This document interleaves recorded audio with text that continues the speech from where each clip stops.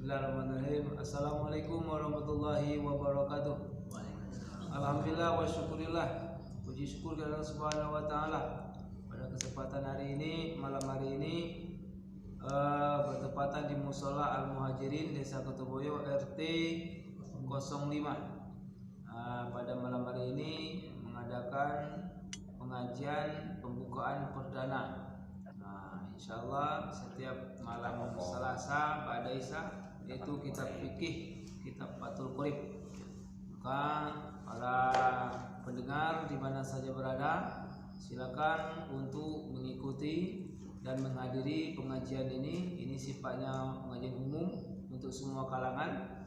Maka dari itu bagi yang tidak sempat hadir agar bisa membuka channel di YouTube yang sudah ada, yaitu Putrapati Santri Bling. Maka dari itu untuk membantu daripada pengajian ini, maka perbanyak kita untuk like, share, komen, and subscribe. Insyaallah hadirin, kita mulai pembukaan pengajian malam ini dengan membaca Bismillahirrahmanirrahim. Monggo persilakan Tuan Guru.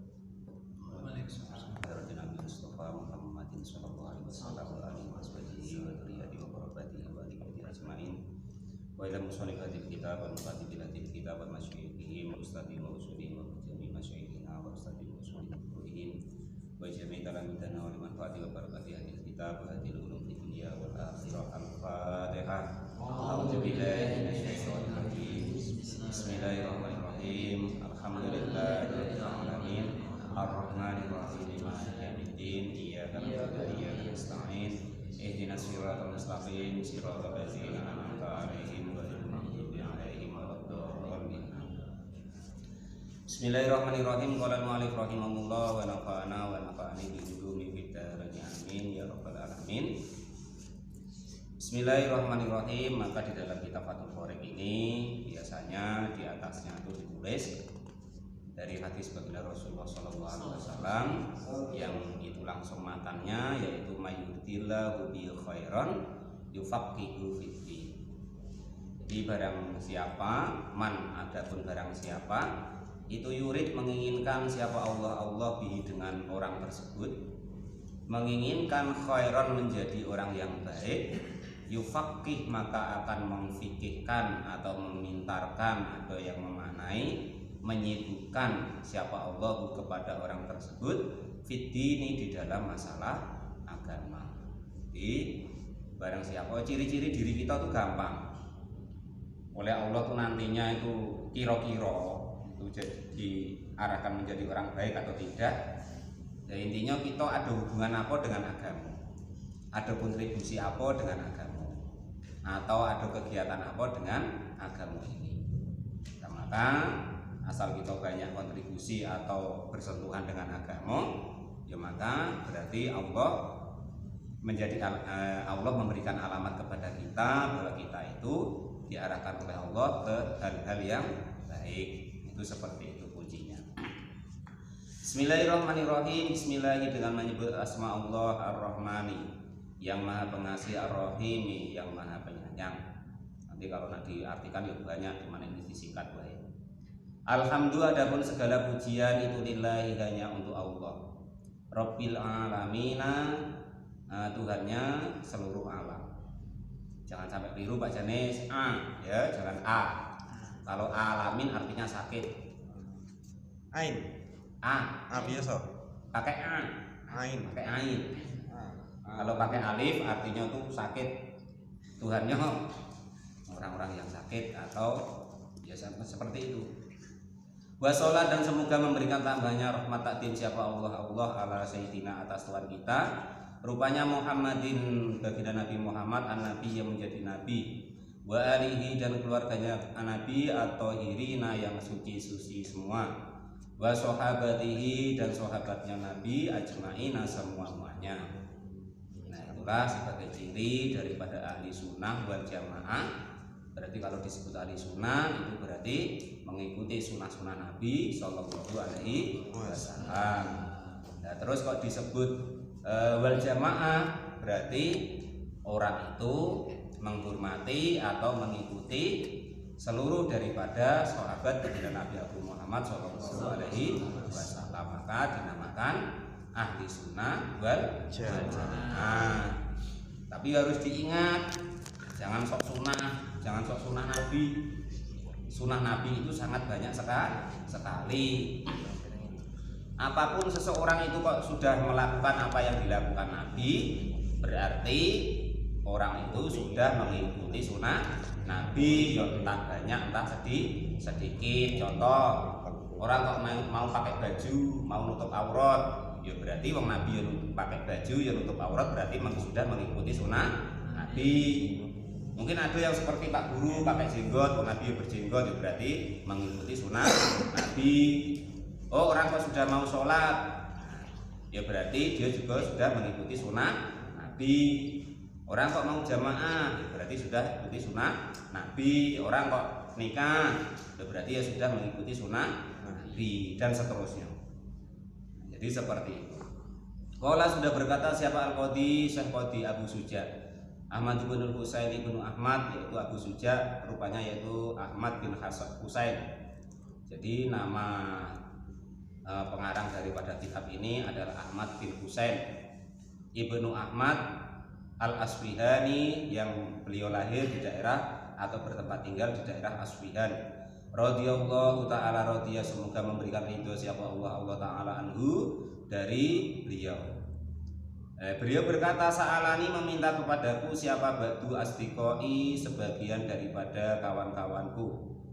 Hafadho, semoga menjaga kepada kawan-kawanku tadi siapa Allah ta'ala anak malah, meminta anak malah jika membuat siapa saya mutasiron kepada kitab yang ringkas fil fikhi, di dalam masalah fikih ala madhabin imam Syafi'i, atas mengikuti madhab daripada Imam Asy-Syafi'i rahmatullahi ta'ala alaih wa ridwanihi, dan semoga ridhonya Allah kepada Imam Asy-Syafi'i.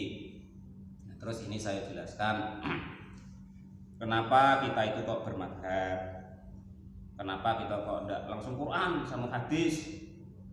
Nah, itu benar, memang pedoman orang Islam sepakat semuanya adalah Al-Quran dan Al-Hadis. Namun orang-orang seperti kita ini, ya kan, lo jangan kok memaknai atau istilahnya itu memahami tentang Al-Quran ataupun tentang Al-Hadis, apalagi kita umumnya di Indonesia, jangan kok memahami maknanya. Kadang bacanya loh, ibaratnya itu belum pas, bacanya kadang belum pas, apalagi kok memaknai, terus apalagi kok menyimpulkan. Lah, orang-orang yang sudah diakui oleh para ulama dari dulu sampai sekarang, yang mereka paham Al-Quran, mereka paham tentang hadis-hadis Nabi, mengumpulkan tentang hukum-hukum Allah itu, umpama contoh masalah sholat, ya semua ayat Al-Quran yang ada hubungannya dengan sholat dikumpulin, dibaca, dipahamin. Nah, terus semua hadis tentang sholat ya beliau kumpulin dan beliau pahami, sehingga walaupun di situ mungkin Nabi mengerjakan atau Nabi memerintah atau Nabi melarang, lah semua disitulah disimpulkan oleh para imam madhab tersebut, karena beliaulah orang-orang yang oleh Allah dikasih kefahaman tentang itu. Lah timbullah menjadi kesimpulan. Nah, oh kalau begini ini berarti rukun atau wajibnya sholat, contoh. Oh ini berarti sunnah sholat. Loh, kadang Nabi kok kerjakan, kadang kok tidak. Loh, berarti mungkin sunnahnya sholat, dan seterusnya. Loh, Nabi kok melarang ini. Oh mungkin ini yang membatalkan sholat atau ya amal-amal yang lainnya. Nah itu contohnya itu seperti itu, gambarannya para imam madhab itu seperti itu. Sudah paham kira-kira ya, namanya bermadhab itu ya. Kita sudah sepakat bahwa orang Islam itu yang untuk pedoman adalah Al-Quran dan Al-Hadis. Namun lah kita kan tidak bisa tidak, maksudnya tuh belum tentu semua dari kita itu paham tentang Al-Quran, paham tentang Al-Hadis. Lah maka ada beliau-beliau yang sudah disepakati bahwasanya yang termasuk ahli sunnah wal jamaah, yaitu yang di dalam syariatnya mengikuti daripada salah satu 4 madhab. Nah itu lah para madhab itu ya seperti itu tadi, beliau-beliau itu yang paham Al-Qur'annya, yang paham hadisnya, terus disimpulkan, oh berarti ini syarat-syaratnya, oh ini berarti rukunnya sholat, oh ini berarti yang batalkan sholat, oh ini sunah-sunahnya sholat, dan seterusnya. Nah jadilah namanya itu madhab. Nah kebetulan di kita Indonesia itu umumnya memakai madhab Asy-Syafi'i yang nama beliau adalah aslinya adalah namanya Muhammad bin Idris, itu nama Syafi'i itu umumnya. Ya kalau sebenarnya nanti kalau sudah belajar nian-nian ya sudah campur aduk Indonesia itu madhabnya. Bukan Syafi'i. Sudah campur aduk dan karuan. Ya cuman asal ibaratnya masih mengikuti para ulama kita, berarti kita memakai amal itu dengan sanad atau taklid atau mengikuti kepada beliau-beliau tersebut. Jadi andekan kita sama-sama tidak tahu ya kan besok di akhirat itu. Andekan kok ada kesalahan atau kekeliruan, ya beliau-beliau itulah yang bertanggung jawab atas yang kita ikuti karena mengikuti daripada fatwa-fatwa beliau dan seterusnya. Seperti itulah keterangan singkatnya tentang madhab. Qala al-mu'allif rahimahullah wa nafa'ani bi ulumi fitarin amin ya rabbal alamin. Dan kebetulan ini pembukaan di mushola Al-Muhajirin untuk kita yaitu belajar kitab Fathul Qorib. Nanti jangan heran, kitab Fathul Qorib itu memang termasuk kitab yang paling rendah dalam fikih karena keterangannya sangat ringkas. Tapi insya Allah ini sudah menjadi termasuk salah satu kitab rujukan atau untuk pedoman seluruh umat muslim di dunia, itu termasuk diakui istilahnya. Jadi sudah boleh dipakai atau istilahnya itu kalau untuk dasar kita beribadah itu sudah baik atau sudah benar. Mudah-mudahan dalam pembukaan ini nanti kita dikasih keberkahan dan kemanfaatan oleh Allah Subhanahu wa taala. Amin. Qala al-mu'allif rahimahullah wa nafa'ani bi ulumi fitarin amin ya rabbal alamin. Jadi Syekh Ahmad bin Husain ini dimintai kawan-kawannya untuk mengarang atau meringkas suatu ilmu fikih. Maka beliau buatlah namanya kitab takrib. Nah, terus disarai lagi menjadi namanya Fathul Qorib. Nanti Fathul Qorib disarai lagi namanya kitab Al-Bajuri dan seterusnya. Nah ini yang paling ringkas, ini namanya kitab Fathul Qorib. Qala al-mu'allif rahimahullah wa nafa'ani bi ulumi fitarin amin ya rabbal alamin. Dan nanti kalau ketemu orang yang aneh-aneh itu nanti kadang diajak, Pak Janis belajar apa Pak Janis? Apa wudu, persolatan? Pelajarannya anak madrasah, anak TK. Ya memang iya, cuman mungkin kita sudah lupa, maka kita ulang-ulang lagi. Siapa tahu ada hal-hal yang kita tuh sudah lupa. Jadi untuk membenahi ibadah kita kepada Allah Subhanahu wa taala, supaya ibadah kita itu didasari dengan ilmu. Karena ibadah tanpa ilmu mardudatun la tuqbalu. Al-ibadatu bila ilmin mardudatun la tuqbalu. Beribadah kok tanpa ilmu maka akan ditolak, tidak akan diterima oleh Allah Subhanahu wa taala. Nah itu seperti itu. Qala al-mu'allif rahimahullah wa nafa'ani bi ulumi fitarini amin ya rabbal alamin. Fi ghayatil ikhtisari, di dalam sangatnya ringkas. Wa nihayatil ijazi, dan mentoknya ya sama mentoknya ringkas. Yuqaribu, yang mendekatkan alal muta'alimi, atas orang yang belajar, apadar suhu, untuk menderes bagi orang yang belajar. Wa yushilu, dan memudahkan alal mubtadi, atas orang yang memulai belajar, memudahkan hafadhuhu, kepada menghafal daripada kitab ini.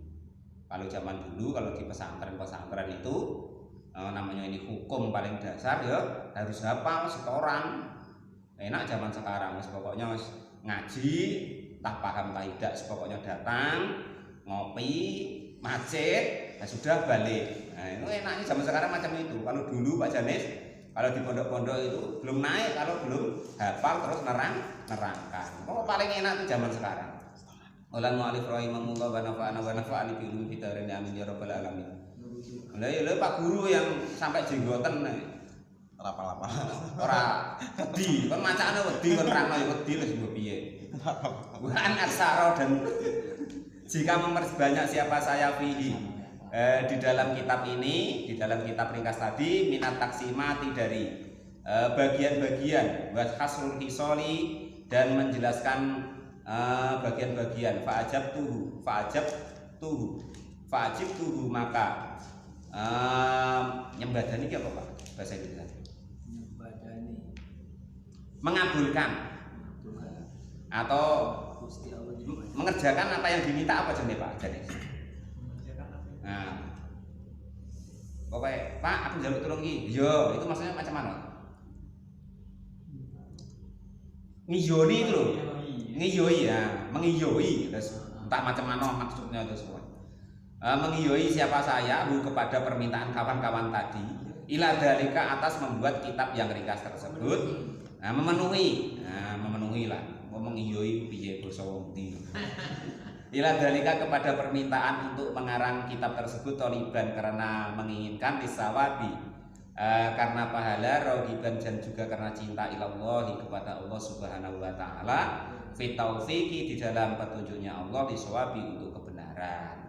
Jadi para ulama-ulama dulu itu tujuan utamanya adalah menterkenalkan atau mensiarkan hukum-hukumnya Allah dan Rasulnya supaya sampai kepada umat, supaya sampai kepada masyarakat. Nah itu tujuannya seperti itu. Nah itu memang ibaratnya yang kepentingan agamian itu seperti itu ya. Beda Pak Janis dengan ilmu-ilmu fadhoil, ya kan? Nah, ilmu fadhoil contoh.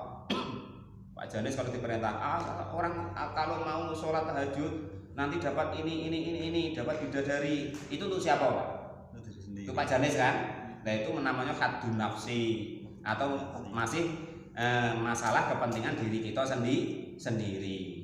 Nah coba kalau masalah hukum-hukumnya Allah, Pak Janis ini loh haram, ini loh wajib, ini loh sunnah, ini loh rukun, itu kepentingannya siapa? Nah, kepentingannya agama supaya umat ini tahu batas-batasan daripada mana yang dilarang oleh agama, mana yang diperintah oleh agama, dan mana yang dibolehkan oleh agama.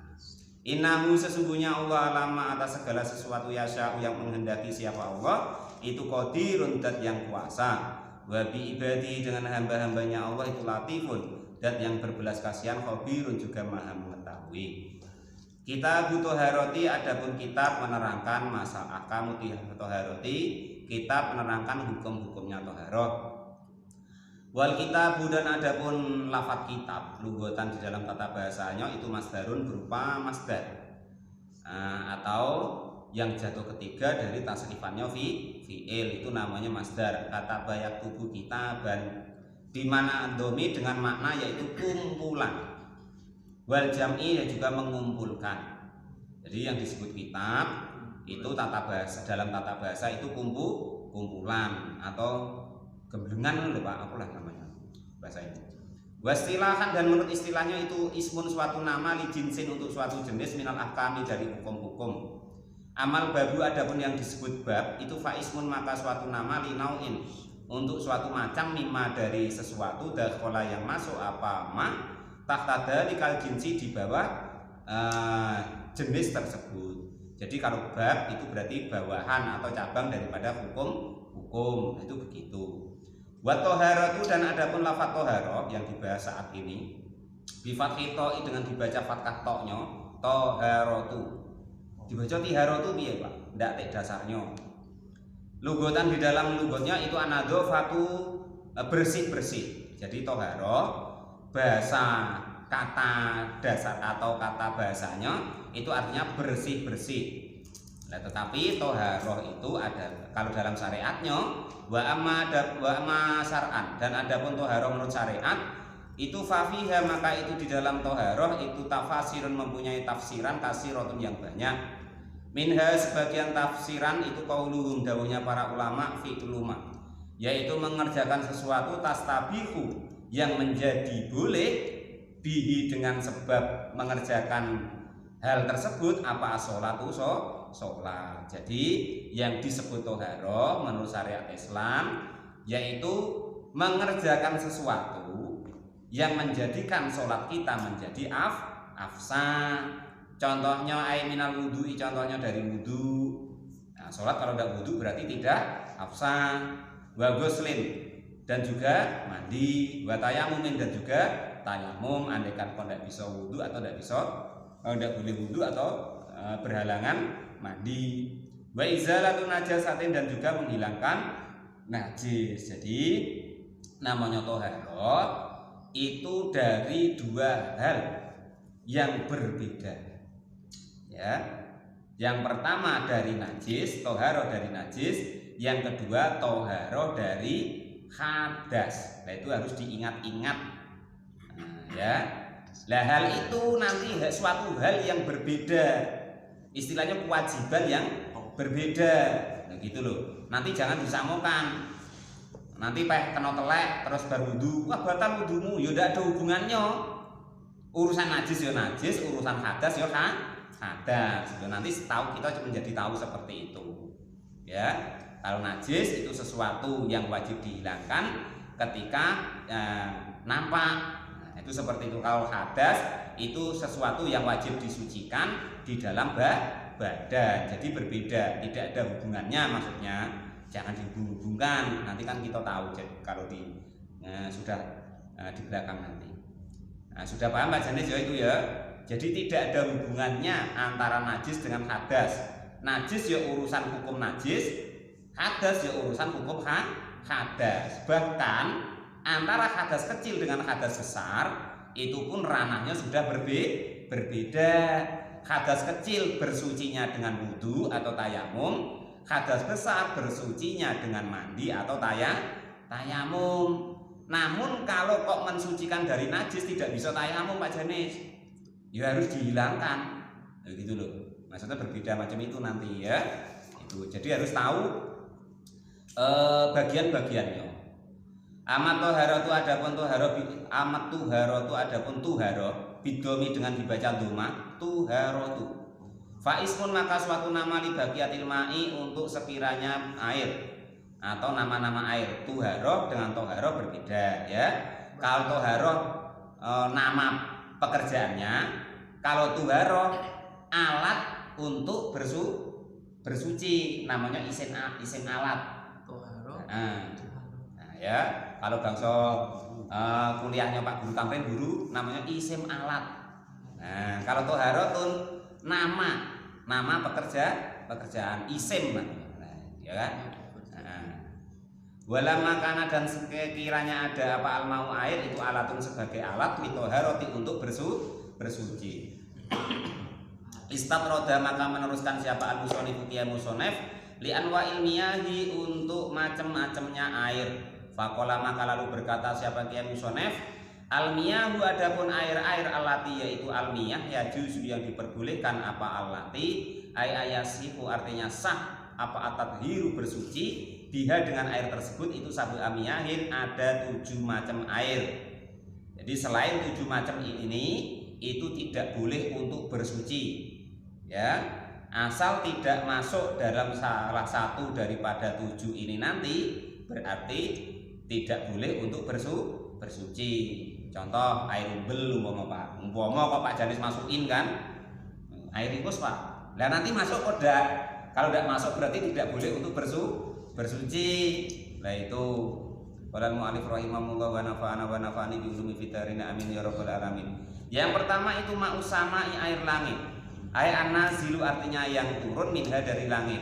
Wa adapun yang disebut air langit itu al-matorun juga disebut al-matoru disebut juga dengan hujan.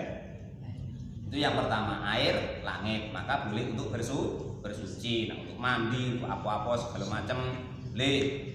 Qala al-mu'allif rahimahullah wa nafa'ani bi ulumi fitarina amin ya rabbal alamin. Makanya diutamakan di sini air langit. Bahkan menurut Imam Al-Ghazali akhir zaman itu halal yang paling halal itu tinggal 1 yaitu air yang turun dari langit. Nah itu halal yang asli tinggal itu pun hujan turun terus kita mangap.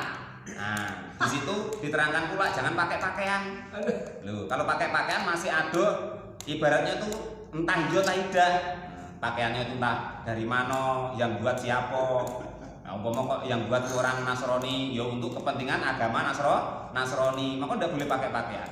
Nah itu tinggal satu itulah yang halal murni di akhir zaman. Selain itu masih meragukan, sudah meragukan. Peci ya Pak, walaupun peci kita tidak tahu benangnya dari mana, entah dari Cina tak apa, makanya tak babi tak apa tidak tahu. Untuk kepentingan agama dia tak apa atau lain-lainnya. Komunis Pak kalau Cina tidak beragama, apalagi tidak beragama tambah parane. Wa ma'ul bahri dan yang kedua yaitu air laut. Al milhu artinya air asin. Wa ma'un nahari dan juga air bengawan. Al khalbi artinya air yang tawar. Wa ma'ul bi'ri dan juga air sumur. Wa ma'ul aini dan juga air mata air atau sumberan. Wa ma'ul saldiji dan juga air salju. Boleh untuk bersuci Pak. Wa ma'ul barodi asal tahan dinginnya Pak Janis. Wa ma'ul barodi dan juga air embun asal tahan ngumpulin. Kalau alif rahimahullah wa nafa'ana wa nafa'ani bi ulumi fitarini amin ya rabbal alamin. Pokoknya salah satu daripada 7 ini atau 7-7-nya itu diperbolehkan untuk bersuci. Intinya itu. Nah, selain daripada 7 jenis itu maka tidak boleh untuk bersuci. Sudah bisa bedakan Pak Jenis ya. Halal mu'alif rahimahullah wa nafa'ana wa nafa'ani bi ulumi fitarini amin ya rabbal alamin. Wa yajmi'u dan berkumpul apa hadis sab'atu inilah 7. Qauluka kepada ucapanmu yaitu air-air nazala yang turun apa minas sama dari langit, au nabaun atau nyumber atau keluar minal ardi dari bumi ala ai sifatin atas manapun sifat